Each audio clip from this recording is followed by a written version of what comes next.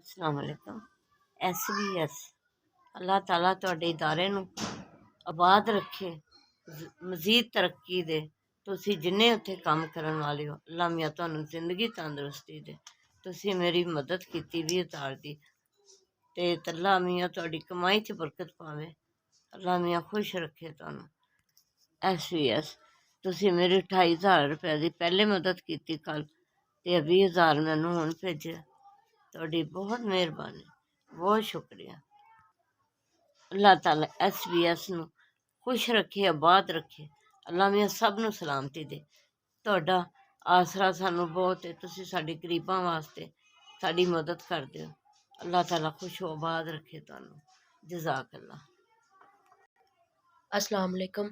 SBS अल्लाह पाक तुहानूं ज़िंदगी तंदरुस्ती देवे। 28,000 दी तुसीं कल मदद कीती, अज भी कीती 20,000 दी। बहुत मेहरबानी, बहुत शुक्रिया। अल्लाह पाक तुहानूं होर देवे।